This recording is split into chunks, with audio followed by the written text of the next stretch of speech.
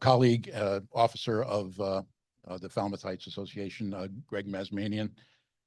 We represent approximately 500 members association. And we're here in support and solidarity with the Save Dowses Beach, as well as the Craigville Beach people. We're facing very similar situation, and we stand in opposition to these wind developers bringing their cables under our beaches, parks, and streets, and through our respective communities.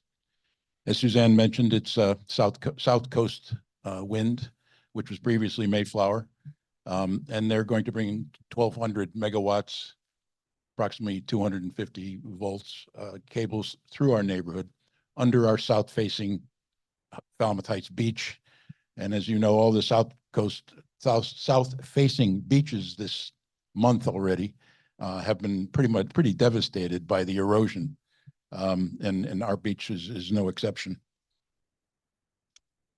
I'm going to put on my reading glasses. Our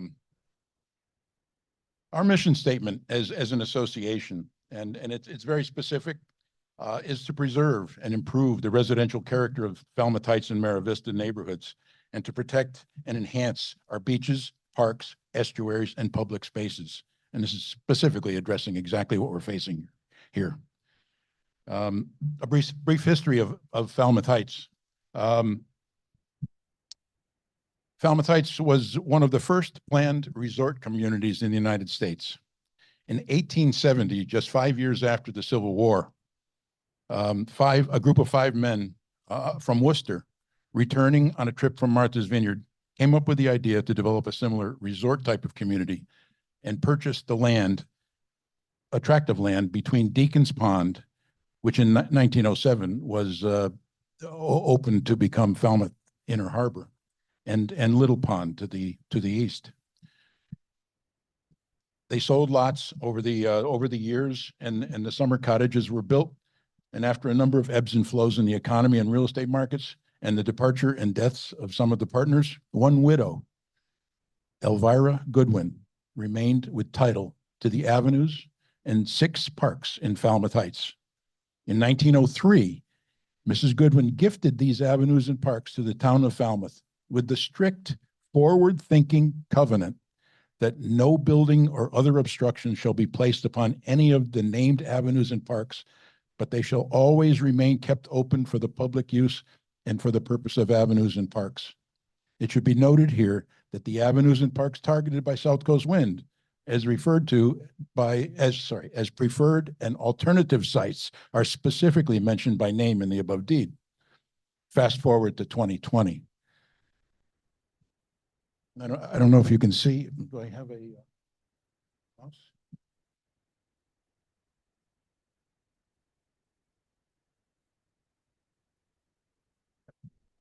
I've got a pad here. So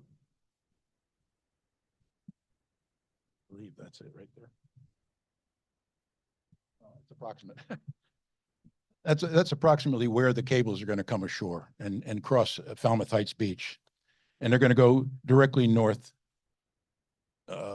into what is Worcester Park, which is one of the deeded parks.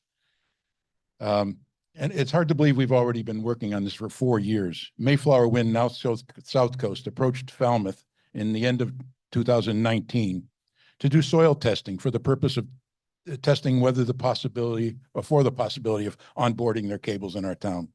The Falmouth Conservation Committee approved the testing at several sites on the recommendation of staff. And I'm not sure what that actually means.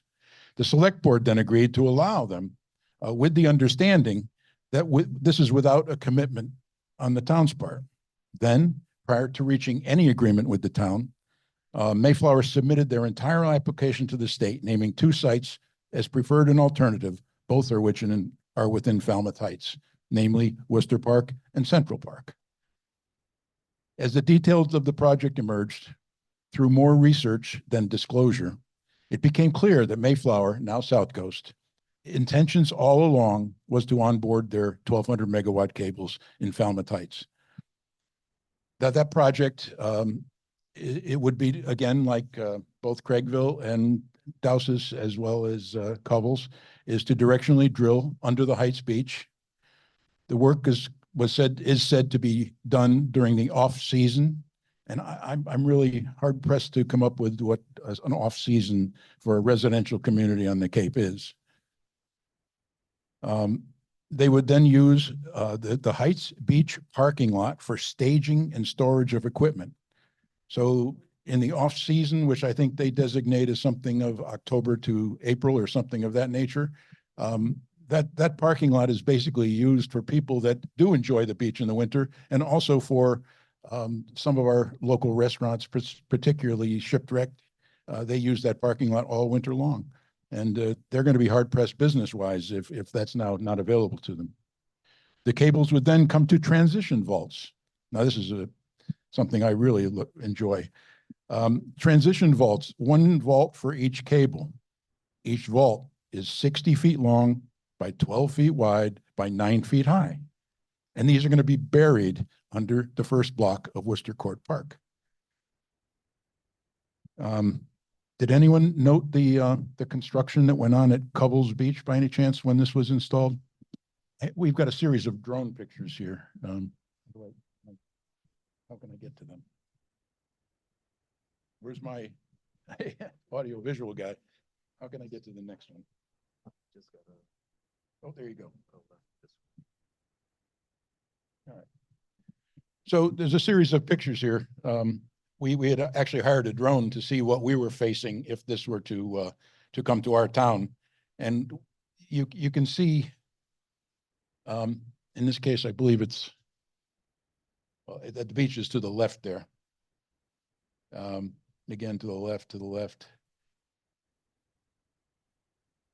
This is not an insignificant project. The directional drilling devices are in place there. The storage of pipe, that's the entire parking lot. It's just completely occupied by equipment. And I really can't imagine that being in our boulevard type of park with houses on both sides of it.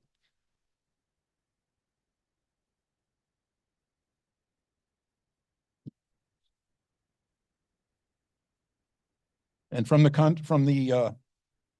transition vaults, they would then go into a duct bank, as has been described prior, which would run the length of Worcester Park, south to north, which is about 4/10 of a mile. In doing so, the duct bank would require a trench 25 feet in width and requiring mature trees to be removed and unable to be replanted over or adjacent to the duct bank. South Coast has told us that they'd return the park to as good, if not better condition. And I kind of find that to be kind of perfuming the goat, but we're still going to have the 1,200 megawatt cables under our park. I've raised the issue of the heat of the cables, coincidentally at the Avangrid meeting with Dowsys at one point in time, I believe last year, and the engineer on staff, so to speak, was unable to answer the questions when I asked him the core temperatures of the cables. And I pressed him on it, and I said, wait, you're the engineer and you don't know? And I pressed him, and he hemmed and hawed, and one of the guys from Avangrid came over and kind of took me by the arm and said, let's drop it, send me an email and I'll respond to you. Well, they did respond at your next meeting, if I'm not mistaken, and he did confirm that the core temperatures are rated for 90 degrees centigrade, which is 194 degrees Fahrenheit, but they have a maximum of 105 centigrade, which is 221 degrees Fahrenheit. And the doctor very much addressed a lot of what I was going to say about much more than I was going to say.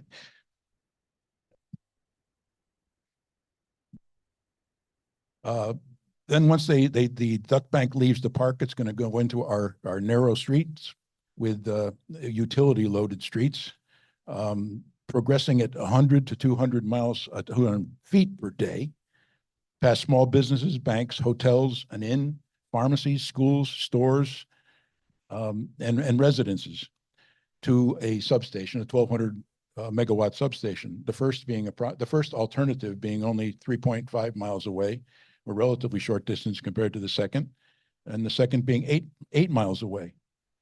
The substation would require a AC to DC converter because from the wind farm offshore, the AC generated by the turbine is being converted at a substation platform to DC, transmitted via DC, and then once it gets to the substation, it has to be converted back to AC again. That brings us around to our substation then.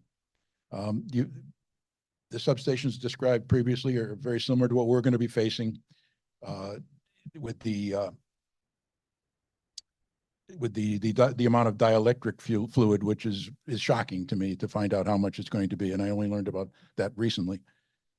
In the converter station or the converter facility to convert from AC back to DC back to AC, it requires a lot of energy in itself, and it has to be cooled. And in addition to that, it's very loud. Where they intend to place this second alternative substation is in an aggregate lot off of Thomas Landers Road in northern Falmouth.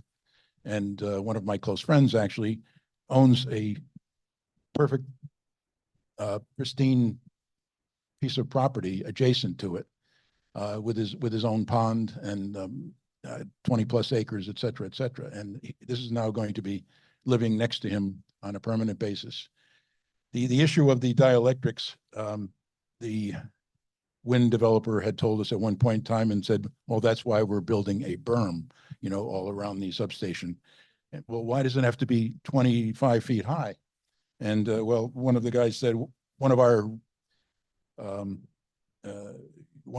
advocates, if you will, was supporting us, got up to speak at one of our public meetings we had with the town. And they said, well, have you ever seen a 1,200 or a 300,000 volt transformer explode? You want that berm between you and that explosion. And all the dielectric fluid and whatnot would be distributed if not a large fire. As an association, similar to what Dowses Beach has done, we polled our membership, and we do not oppose, we have not taken a position to oppose offshore wind. Or sorry, let me even clarify that even more. We've taken a position not to oppose wind-generated clean energy. We are adamantly opposed to the 1,200 megawatt cables going under our beach park and streets. The more we've learned about the details of the way they want to generate the offshore wind, and most of which was described today with some incredible detail. There's a lot of us that honestly oppose this as individuals. As a group, I don't think we can get them. The more we've learned, if we had taken another poll right now, I think with what we've learned over the course of the past 4 years, I think many of them would also oppose. You're hooking me. Bring 6,000 people into the world. No, I didn't. Not going to go there. Not going to go there.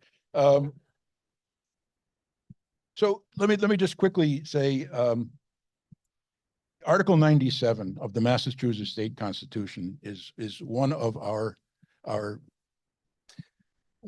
biggest assets, if you will. Article 97, I don't know how many people are familiar with the wording of it. It's relatively short, Suzanne.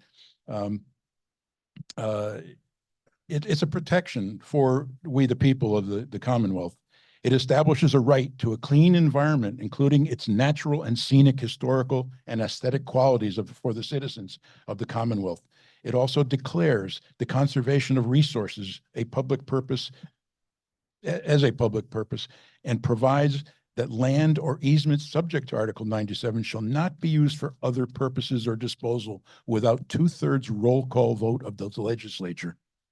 I think that's critical, and it's one of our sole protections, if you will. Our opponents have not hesitated to resort to name calling and virtue signaling. One in particular that gets to me is the hypocrisy of an opponent who doesn't live anywhere near our potentially negative impacted community, calling us NIMBY. I certainly don't see any of them stepping forward and suggesting that such cables be placed in their neighborhoods. I would clarify that by saying not in our front yards. I would clarify it by saying not under our beaches either, nor our parks and nor our streets. And lastly, I want to thank Suzanne Conley again for being a wonderful, powerful dynamo. She's absolutely incredible and has done a magnificent job. Ed Lambert, I don't know if he's still here. No, I'm sorry. I want to thank him to help us get our message out.